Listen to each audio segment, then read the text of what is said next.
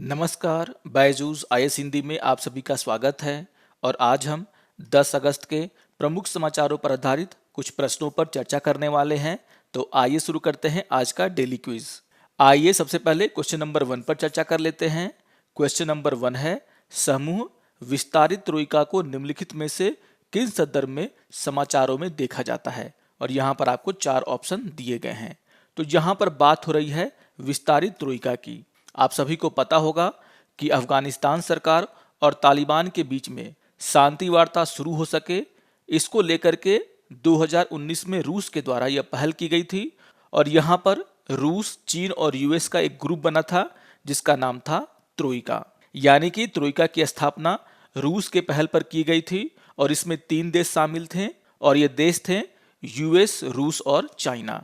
आगे चल करके पाकिस्तान को भी इसमें शामिल किया गया और उसके बाद इसका नाम पड़ गया विस्तारित ट्रोइका, जिसकी चर्चा इस क्वेश्चन में की गई है। यानी कि आपको यह ध्यान में रखना है कि ट्रोइका की स्थापना अफगानिस्तान सरकार और तालिबान के बीच में शांति वार्ता कराने के लिए हुई थी। और इसके आधार पर अगर देखा जाए तो क्वेश्चन नंबर 1 का आंसर होगा आपका ऑप्शन नंबर बी, जिसमें लिखा हुआ है अफगानिस्तान शांति प्रक्रिया। आज के द इंडियन एक्सप्रेस में इसको लेकर के न्यूज भी आया है, जिसका शीर्षक है the importance of gulf in shaping the geopolitics of Afghanistan. इस न्यूज को भी आप लोग पढ़ लेंगे। आइए अब क्वेश्चन नंबर 2 पर चर्चा कर लेते हैं। क्वेश्चन नंबर 2 है, निम्नलिखित कथनों पर विचार कीजिए। और यहाँ पर आपको 3 कथन दिए गए हैं और आपसे पूछा जा रहा है दिए गए कथनों में से कौन सा कथन सही है। तो आइए एक एक करके सारे कथनों को देख लेते हैं। यहाँ पर पहला कथन है, प्रादेशिक समुद्र अपनी आधार रेखा से समुद्र की ओर 22 समुद्री मील तक फैला हुआ होता है और इसमें न केवल सतह बल्कि हवाई क्षेत्र भी शामिल होता है। तो यहाँ पर बात हो रही है प्रादेशिक समुद्र की। आप सभी को पता होगा कि प्रादेशिक समुद्र तटीय राज्य की आधार रेखा से 22 समुद्री मील की सीमा तक फैला हुआ होता है और इस क्षेत्र के भीतर तटीय राज्य समुद्र के ऊपर, समुद्र तल और उसके वायु क्षेत्र पर पूर्ण रूप से संप्रभुता का प्रयोग करता है। और इसके आधार पर देखा जाए तो यहाँ पर पहला कथन बिल्कुल सही है। आइए देख लेते हैं दूसरे कथन को। दूसरा कथन है, केवल नागरिक विदेशी जहाजों को क्षेत्रीय जल के माध्यम से निर्दोष मार्ग यानी कि इनोसेंट पैसेज की अनुमति होती है। तो जैसा कि हमने देखा कि प्रादेशिक समुद्र के तहत आने वाली वायु क्षेत्र, समुद्र तल पर उस देश का पूरा अधिकार होता है। लेकिन यहाँ पर अंतर्राष्ट्रीय कानूनों में यह कहा गया है कि सभी देश एक दूसरे देश के प्रादेशिक समुद्र का इस्तेमाल कर सकते हैं और सभी देशों को निर्दोष मार्ग यानी कि इनोसेंट पैसेज का अधिकार है। हालांकि यहाँ पर निर्दोष हवाई मार्ग यानी कि इनोसेंट एयर स्पेस पैसेज का कोई अधिकार नहीं है। यहाँ पर यह भी कहा गया है कि युद्ध पोतों को भी निर्दोष मार्ग दिया जाना चाहिए यानी कि इनोसेंट पैसेज दिया जाना चाहिए। बहुत सारे देश यहाँ पर यह कहते हैं कि अगर कोई युद्ध पोत उनके प्रादेशिक समुद्र से होकर के गुजरना चाहता है तो यहाँ पर युद्ध पोत को उस देश की अनुमति लेनी होगी, उसे पहले इन्फॉर्म करना होगा, बताना होगा।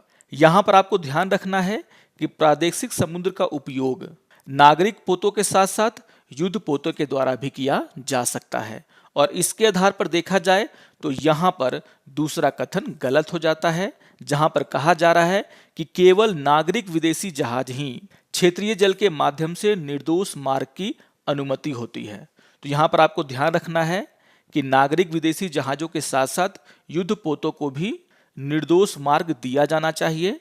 और इसके आधार पर अगर देखा जाए तो यहाँ पर दूसरा कथन गलत है। आइए देख लेते हैं तीसरे कथन को। तीसरा कथन है, यूएस ने समुद्री कानून पर संयुक्त राष्ट्र सम्मेलन की पुष्टि नहीं की है। तो ये बात बिल्कुल सही है।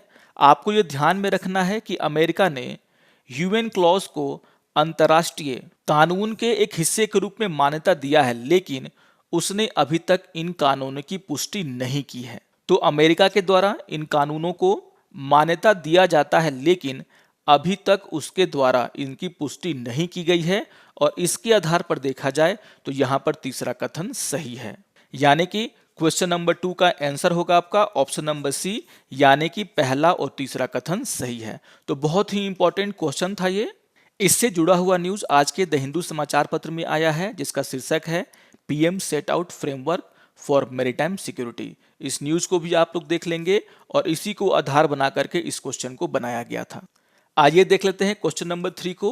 क्वेश्चन नंबर 3 है, मार्बर्ग वायरस निम्नलिखित में से किस श्रेणी से संबंधित है? और यहां पर आपको 4 ऑप्शन दिए गए हैं। मार्बर्ग वायरस से जुड़ा हुआ एक न्यूज आज के द इंडियन एक्सप्रेस में आया है, जिसका शीर्षक है Guinea records West Africa first Marburg virus death, और ये बात WHO के द्वारा कही गई है। तो यहां पर बात हो रही है मार्बर्ग वायरस की, और ये वायरस फाइलोवायरस श्रेणी का है, यानी कि यहां पर क्वेश्चन नंबर 3 का आंसर होगा आपका ऑप्शन नंबर डी। इस न्यूज को भी आप लोग ध्यान से पढ़ लीजिएगा, क्योंकि यहां पर कहा गया है कि पहली बार वेस्ट अफ्रीका में मार्बर्ग वायरस से किसी की मृत्यु हुई है। यहां पर WHO के द्वारा कहा गया है कि 1967 के बाद से जितने भी मार्बर्ग के केसेस हुए हैं वे ज्यादातर साउदर्न और ईस्टर्न अफ्रीका यानी कि दक्षिणी और पूर्वी अफ्रीका में हुए हैं, और पश्चिमी अफ्रीका में ये पहला मामला है। तो बहुत ही इंपॉर्टेंट न्यूज है ये, इसको आप लोग ध्यान से पढ़ लेंगे। आइए अब क्वेश्चन नंबर 4 पर चर्चा कर लेते हैं। क्वेश्चन नंबर 4 है, ईशान उदय योजना के संदर्भ में निम्नलिखित कथनों पर विचार कीजिए। और यहां पर आपको 2 कथन दिए गए हैं और हमसे पूछा जा रहा है कि दिए गए कथनों में से कौन सा कथन सही है। तो आइए एक एक करके सारे कथनों को देख लेते हैं। यहां पर पहला कथन है, यह उत्तर पूर्वी राज्यों के स्वामित्व वाली विद्युत वितरण कंपनियों के वित्तीय बदलाव के लिए शुरू की गई एक योजना है। तो यहां पर बात हो रही है ईशान उदय की। अगर हम इस योजना की बात करें तो ईशान उदय छात्रवृत्ति योजना विश्वविद्यालय अनुदान आयोग यानी कि UGC के द्वारा चलाया जाता है, और इस योजना के तहत पूर्वोत्तर क्षेत्र के आर्थिक रूप से पिछड़े छात्रों को सामान्य डिग्री पाठ्यक्रम, तकनीकी और व्यवसायिक डिग्री पाठ्यक्रम करने के लिए छात्रवृत्ति प्रदान की जाती है। और इसके आधार पर अगर देखा जाए तो यहाँ पर पहला कथन गलत हो जाता है। आइए देख लेते हैं दूसरे कथन को। दूसरा कथन है, यह योजना पूर्वोत्तर क्षेत्र के विकास मंत्रालय द्वारा क्रियान्वित की जाती है। तो यहाँ पर यह बात भी गलत है। हमने अभी अभी देखा कि इस योजना को विश्वविद्यालय अनुदान आयोग यानी कि UGC के द्वारा चलाया जाता है, और इसके आधार पर देखा जाए तो यहाँ पर दूसरा कथन भी गलत हो जाता है, यानी कि दोनों के दोनों कथन गलत हैं। और यहाँ पर आपसे पूछा जा रहा था कि कौन सा कथन सही है। इसके आधार पर देखा जाए तो क्वेश्चन नंबर 4 का आंसर होगा आपका ऑप्शन नंबर डी, यानी कि दोनों के दोनों कथन गलत हैं। इस योजना से जुड़ा हुआ एक न्यूज कल के PIB में आया है, जिसका शीर्षक है steps taken by government to improve educational infrastructure in north eastern state. और यहाँ पर सरकार के द्वारा चलाई जा रही बहुत सारी योजनाओं का जिक्र है, जिसमें से एक योजना है ईशान उदय योजना। तो इस न्यूज को भी आप लोग देख लेंगे, एग्जाम पॉइंट ऑफ व्यू से बहुत ही इंपॉर्टेंट है। आइए अब एक प्रीवियस ईयर के क्वेश्चन पर चर्चा कर लेते हैं, और ये क्वेश्चन 2017 में पूछा गया था।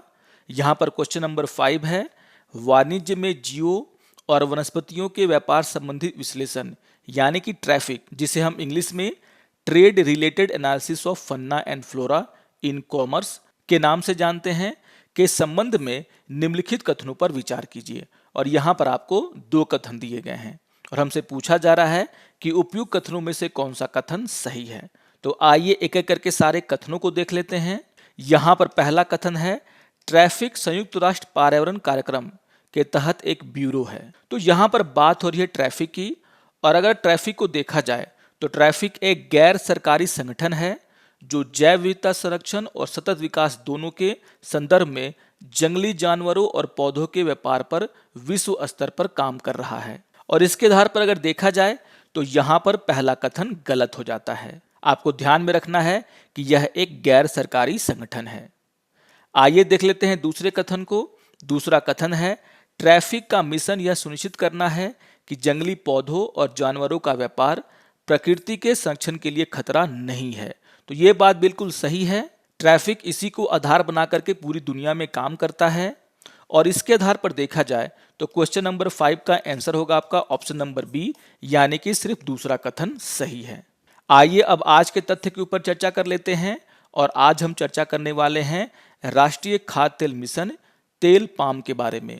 इससे जुड़ा हुआ एक न्यूज आज के द हिंदू समाचार पत्र में भी आया है। तो आइए जान लेते हैं इस न्यूज की कुछ प्रमुख बातों को। यहाँ पर कहा गया है कि प्रधानमंत्री नरेंद्र मोदी ने कृषि आय बढ़ाने में मदद करने के लिए ताड़ के तेल के उत्पादन पर एक नई राष्ट्रीय पहल की घोषणा की है और इसका नाम है राष्ट्रीय खाद्य तेल मिशन ऑयल पाम। और इस योजना में सरकार के द्वारा 11,000 करोड़ रुपए से ज्यादा का निवेश किया जाएगा। इस योजना से पाम ऑयल के उत्पादन को प्रोत्साहन मिलने की उम्मीद है ताकि आयात पर निर्भरता कम हो सके और किसानों को एक बड़ा बाजार मिल सके। यहाँ पर केंद्र की योजना है कि 2025 तक पाम तेल के घरेलू उत्पादन को 3 गुना बढ़ाया जाए, यानी कि इसके उत्पादन को बढ़ा करके लगभग 11 लाख मीट्रिक टन करने की सरकार की योजना है। और इसमें कहा गया है कि 2025-26 तक ताड़ की खेती के क्षेत्र को 10 लाख हेक्टेयर और 2029-30 तक 16.7 लाख हेक्टेयर तक बढ़ाना शामिल होगा। ताड़ के तेल की खेती के क्षेत्र को बढ़ाने के ऊपर काम किया जाएगा जिससे उत्पादन भी बढ़ सके। तो बहुत ही इंपॉर्टेंट योजना है ये, इसको आपको ध्यान में रखना है। आशा करता हूं कि आपको आज का ये डेली क्विज पसंद आया होगा। सारे क्वेश्चंस बहुत ही इंपॉर्टेंट टॉपिक से जुड़े हुए हैं। आप इन टॉपिक को रिवाइज कर लेंगे और अगर ये वीडियो आपको अच्छा लगे तो आप जरूर इसे लाइक करें, शेयर करें और दूसरों को भी सब्सक्राइब करने के लिए प्रेरित करें। तो मिलते हैं डेली क्विज के अगले अंक में। तब तक के लिए नमस्कार और धन्यवाद।